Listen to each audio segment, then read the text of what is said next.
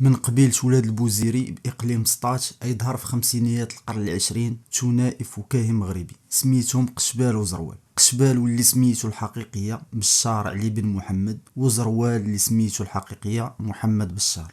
أجمعهم علاقة ديال القرابة العائلية قبل ما يجمعهم الفن والفكاهة، فقشبال هو عم زروال. تعتبر ثنائي قشبال وزروال من أعمدة الفن المغربي الأصلي ومدرسة فكاهية شعبية، خاصة فيما يتعلق بتجربة الثنائي. فعندهم ستيلهم الخاص في الفكاهة واللي تخلطوا فيه بين النكتة والغناء مع العزف على الوترة والبندير بقصائد موزونة خالية من الحشو والرداءة، وهو ما بدأنا نفتقده في يومنا هذا في زمن التفاهة. غادي يبدا الثنائي قشبال وزروال العمل ديالو في خمسينيات القرن الماضي، وبالضبط في عام 1956 من الحلقة. أي استقبلهم الملك الراحل الحسن الثاني اللي شجعهم على الإبداع، وهو اللي خلاهم يطوروا راسهم وينتقلوا من الحلقة لتسجيل أسطوانات اللي غادا تنتشر على نطاق واسع على المستوى الوطني. كما غادي يشاركوا في العديد من المهرجانات والحفلات على صعيد المغرب كامل وحتى خارج المغرب في أوروبا والمغرب العربي، إضافة إلى حضورهم في السهرات التلفزيونية اللي كانت تكون مقررة كل يوم سبت أسبوعيا على شاشات التلفزة الوطنية. وهكذا غادي تعرفوا أكثر عن جيل السبعينيات والثمانينيات. أتمتد تجربة ثنائي قشبال وزروال حوالي 60 عام من الفن والكوميديا والعطاء. كانت ساحات الحلاق والأسواق الشعبية والمواسم والأعراس هي الفضاءات فين تعرضوا هاد الثنائي إبداعاتهم الفكاهية والغنائية. فبآلة الوتار كانت يعزف قشبال، أما زروال فكانت يضرب على البندير. تتميز ظاهرة قشبال وزروال بالغناء الشعبي في أنواعه السائدة في الشاوية أي العيطة القصيدة، وكانوا تضيفوا عليها بعض التواشي، والتويشية هنا المقصود بها هي النكتة لإمتاع المتفرجين خاصة أثناء عرض حبات العيطة، ولكن تجي في نفس سياق الدق والموسيقى. الدق يعني تنعنيو به أنهم تيلوحوا رسائل للجمهور، رسائل اجتماعية إلى غير ذلك، خاصة أنهم سايروا مجموعة من الأجيال وهكذا ترسلوا لهم رسائل توعوية. ومن المواضيع اللي كانت تتناولها قصائد قشبال وزروال فهي كانت كما قلنا من صميم الواقع ديال الإنسان المغربي البسيط ومعاناته اليومية، بحال المرأة، الزواج، الطلاق، عيد الكبير.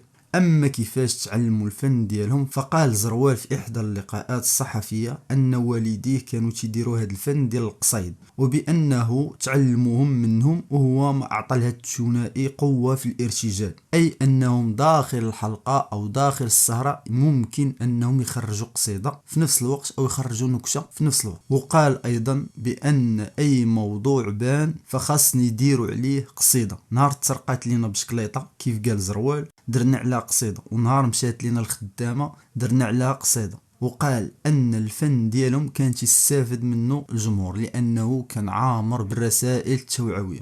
من المقدمات اللي كانوا تيديروا قشبال وزروال قبل بدء أعمال ديالهم بحال هاد المقدمة: من نحن؟ شكون نحن؟ نحن القشابيل والزراويل يا أهلي الهوى. القشابيل مطرب القنابير، والزراويل مطرب البنادير. خودها بنت الفاميلة ما تعلمك حيلة، واللي كانت جميلة مرضات الوالدين. الزين ملك، الزينة بجوج المليون تولد لك جوج بنيات تبيعهم ب76 مليون. الزينة والزين يولدوا الصالحين، والخيبة والخيب كيولدوا العقيب. المرضية إذا ركبتيها معاك في الطوموبيل تبقى توعي فيك سير ب70 ب80، والصقعة كسيري اللي ليها ليها. هذه من النكات اللي كانوا تيديروا واللي فيها توعية على عدم التزام بالقانون في قيادة أثناء السير. قال زروال كان العام كامل نشتغلوا نخدموا، كان اللي عام تيتسنانا حتى نساليو عادي يدير العرس، ما كانش همنا الفلوس، خدمنا ب 14 ريال و16 ريال. يعني اللي كثرة الطلب على الفن ديالهم كانوا يشتغلون به العام كامل.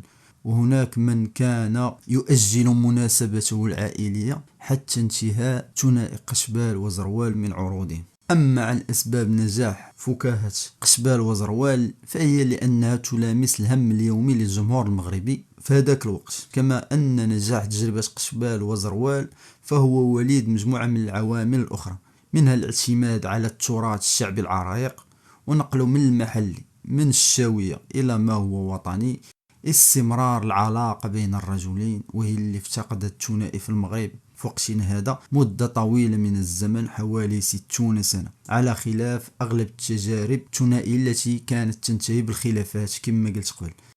القدرة على تطوير الأداء الفني والموسيقي وارتجال نكت عفوية شعبية في الحين الارتباط بالواقع الشعبي المرير، الضحك الساخر. فكون باقي الثنائي ديال أشبال وزروال ومع غلاء الأسعار لهاد الدرجة ديال العافية، فكون خرجوا على شي قصيدة مع شي نكات. إضافة إلى أن التجربة الفكاهية الشعبية ديال قشبال وزروال كانت صادقة وعميقة، لأنها كانت تمس القلوب بالعفوية وبالحيوية ديالها. في صباح يوم الخميس 2 غشت 2018 أي توفى الفنان الفكاهي بشار علي بن محمد الملقب بقشبال بمنزله بمدينة سطات بعد معاناة طويلة مع المرض. نهار مات قشبال قال عليه رفيق الدرب ديالو: زروال تنحس بكشافي بردو عليا، ضاع ليا النص ديالي، ضاعت ليا يدي اليمنى. وبعد سنتين غادي يلتحق به زميله ورفيقه في الدرب الفني ديال الفكاهة الشعبية وابن أخيه زروال يوم 2 يونيو 2020. توفى يوم الثلاثاء الفنان الفكاهي المغربي كما نقلات الجرائد المغربية محمد بشار الملقب بزروال بمدينة سطات بعد معاناة مع المرض. وقال الملك في هذه البرقية اللي رسلها العائلة زروال: تلقينا ببالغ التأثر نبأ وفاة الفنان المرحوم محمد بشار، أحسن الله قبوله إلى جواره. وأضافت البرقية: ولله تعالى نسأل أن يعوضكم عن الفقيد المبرور جميل الصبر وحسن العزاء، وأن يغدق عليه من فيض رحماته ويجزيه أحسن الجزاء على ما قدمه بين يدي ربي من صالح الأعمال. هنا تتسالي الفيديو اللي حكى على تجربة من أهم التجارب ديال الثنائيات الفكاهية الشعبية في المغرب، قشبال وزروال. إذا عجبك الفيديو ما تنساش واحد لايك والاشتراك في القناة. السلام عليكم ورحمة الله تعالى وبركاته.